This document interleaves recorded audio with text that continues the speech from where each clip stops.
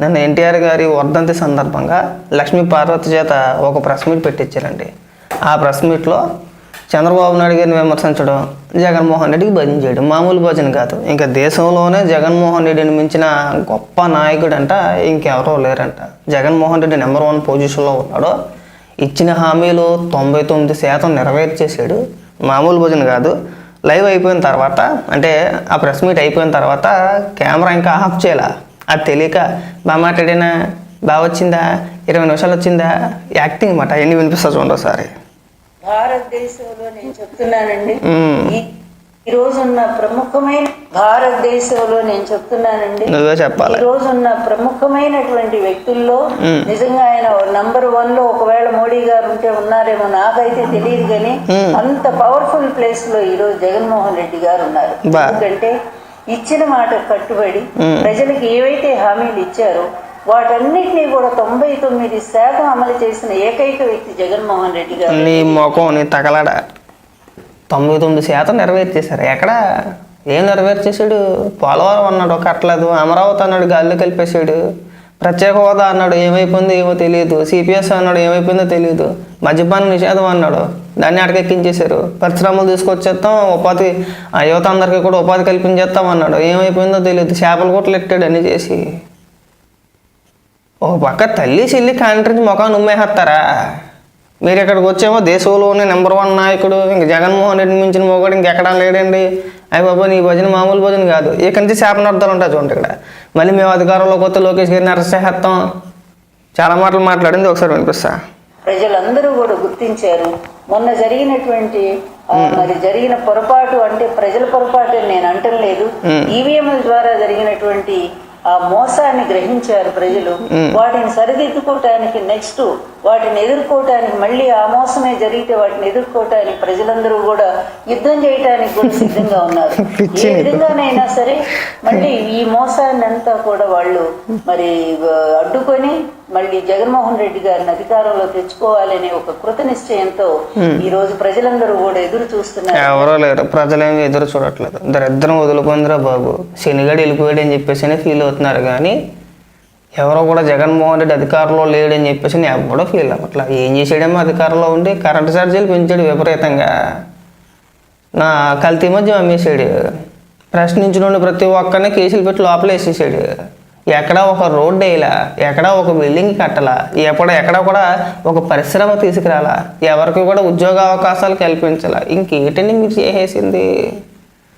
ఇంకానే ప్రజలందరూ నిద్రలో కలవరించేస్తున్నారు జగన్మోహన్ రెడ్డి అని చెప్పకపోయేవా? చెప్తారు కూడా. ఇంకో 4 రోజులు 5 రోజులు పోతే జగన్మోహన్ రెడ్డి కోసం రాష్ట్ర ప్రజలందరూ కూడా నిద్రలో కలవరించేస్తున్నారండి. అసలు ఆ పడుకున్న జగన్మోహన్ రెడ్డి, లేచిన జగన్మోహన్ రెడ్డి అధికారంలో లేక అందరూ బెంగెట్టేసుకున్నారు, భోజనం చేయట్లేదు. ఇంకా సగం అయిపోయారు జనాలు సగం అయిపోయారు. 60 కేజీలు ఉన్నవాడు 30 కేజీలు అయిపోయాడు, 100 కేజీలు ఉన్నవాడు 50 కేజీలు అయిపోయాడు. చెప్పపోయారా? ఇక మొదలెడతారు, ఇక్కడి నుంచి స్టార్ట్ చేస్తారు. ఇంక రాష్ట్రంలో ఎక్కడ ఎవరు చనిపోయినా జగన్మోహన్ రెడ్డి మీద బెంగతోనే చనిపోయారని చెప్పినా చెప్తారు కూడా. సిగ్గనిపించట్లా అసలు మనకి.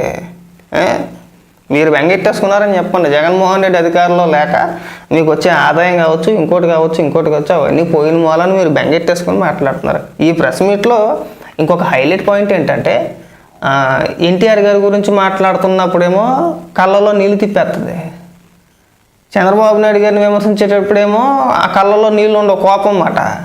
జగన్మోహన్ రెడ్డి గురించి మాట్లాడేటప్పుడు మొక్కలో అమాయకత్వం. అయ్య బాబా, అదొక రకమైన విచిత్రమైన నటన అండి. ఇంత మహానటిని నేను ఎక్కడ చూడలేదు.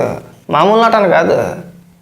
మళ్ళీ మా ఏదో చరిత్రల గురించి చెప్పుకోతుంది. అక్కడ దాకా చెప్పుకొస్తే నువ్వు ఆ రోజుల్లో ఏం జరిగిందో చెప్పుకుంటే, అంతకంటే ముందు నువ్వు ఎర్రగందం సుబ్బారావు గారి దగ్గరికి ఎలా వెళ్ళలేవు? ఆయన దగ్గర కూడా ఈవిడ గారు శిష్యరికమే చేసింది. మొదట్లో డైరెక్ట్గా పెళ్లి చేసుకునేవి భార్య భర్తలుగానో ఆ సంగీత కార్యక్రమంలో లేదంటే ఆ హరికథలో చెప్పలేదు వీళ్ళు.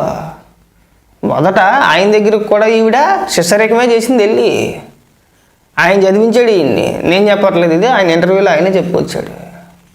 తర్వాత ఆయన పెళ్లి చేసుకుంది, ఆయనకి పంగనామాలు ఎట్టేసింది. వ్యామోహం అట, పదవి వ్యామోహం, డబ్బు వ్యామోహం ఉందని చెప్పేసి అని స్వయాన వీరగంధం వెంకట సుబ్బారావు గారు ఇంటర్వ్యూలో చెప్పుకొచ్చారు ఈవిడి గురించి.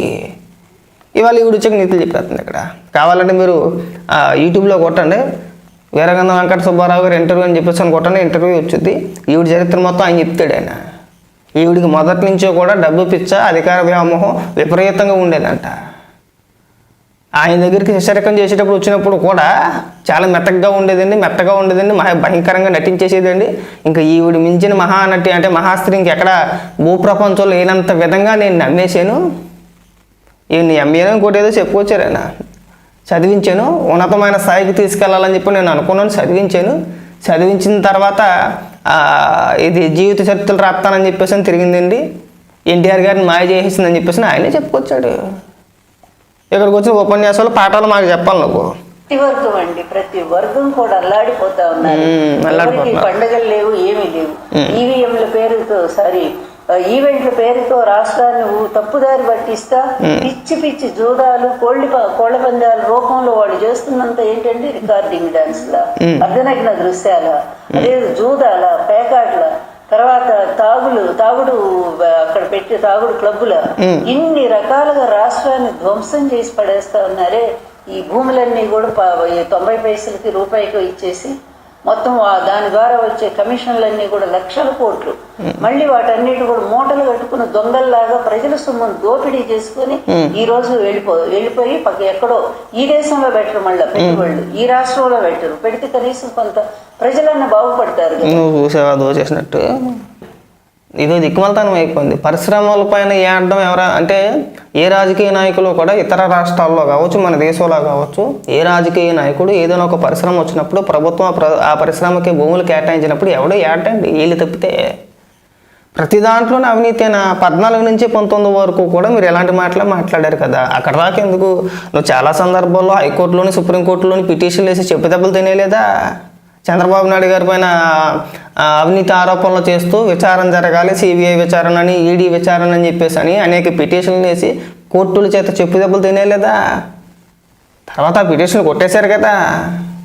14 నుంచి 19 వరకు అలాగే మురిగారు. మళ్ళీ ఇప్పుడు స్టార్ట్ చేసింది. విదేశాల్లో దాచేసుకుంటున్నారు. జగన్మోహన్ రెడ్డి అలాగే చేశాడు ఇంతకుముందు. మరి దానికి సమాధానం చెప్పరామా? ఇంకా కాస్త సిగ్గుపడి లక్ష్మీ పార్వతి, అంత వయసు వచ్చిందిగా నీకు, ఇంక ఇప్పుడు స్టార్ట్ చేసేది. అట్లా కాదు, ఎక్కడో ఉండే పక్క దేశాల్లో పెట్టుకుంటారు. ఇదంతా ఏదైనా ఒకటే. పాపం పండిన రోజు ఏ సొమ్ము మీకు మిగలదు చంద్రబాబు. అలాగే లోకేష్ కూడా చెప్తా ఉన్నాను, మీ ఇద్దరి దుర్మార్గమైన పరిపాలన, నీ రెడ్ బుక్ రాజ్యాంగం రేపు అది నీకే చుట్టుకుంటది. రేపు నీవు మా ప్రభుత్వం వచ్చిన తర్వాత మొట్టమొదటిగా లోకేష్ అరెస్ట్ అవుతాడు. ఎందుకంటే ఇన్ని హత్యలు చేస్తున్నారు. అరెస్ట్ అయ్యేది లేదు, సచ్చేది లేదు, మీరు వచ్చేది లేదు, సచ్చేది లేదు. ఇది బాగా గుర్తుపెట్టుకో. మీరు ఏదో కలగానేస్తున్నారేమో మళ్ళీ మేము అధికారంలోకి వచ్చేస్తామని చెప్పేసి అని. మీ 5 ఏళ్ల పరిపాలన చూసినోడు ఎవడో మళ్ళీ మీకు ఓటు కూడా ఏడు. మీరు అనుకుంటున్నారు పకటకలలు కానేస్తున్నారు, జనం మర్చిపోతారు అనుకుంటున్నారా? మీ పరిపాలన జనం చూశారు. సరే, ఇప్పుడు ప్రెస్ మీట్ అయిన తర్వాత కెమెరాలన్నీ ఆఫ్లో ఉన్నాయని చెప్పేసి అని అనుకుని ఈవిడ ఏం మాట్లాడుతుందో చూడండి. చాలు కదా, చాలు. 30 minutes వచ్చింది. 30 minutes వచ్చింది. అయిపోయింది, యాక్టింగ్ అయిపోయింది. ఇంకా ముఖం దూడ్చేసుకుంటుంది. ఇదే నీరుకొండ దగ్గర 20 minutes వచ్చిందో 30 minutes వచ్చిందో తర్వాత అన్నీ నీకెందుకు అంటే వాళ్ళు స్క్రిప్ట్ పంపించారన్నమాట. వైఎస్ఆర్సీపీ పార్టీ ఆఫీస్ నుంచి ఒక స్క్రిప్ట్ పంపించారు. ఆ స్క్రిప్ట్ ప్రకారం ఈవిడ ఒక ప్రెస్ మీట్ పెట్టేసింది. ఆ ప్రెస్ మీట్లో వాళ్ళు రాసిచ్చిన డైలాగులన్నీ ఈవిడ చదివేసింది.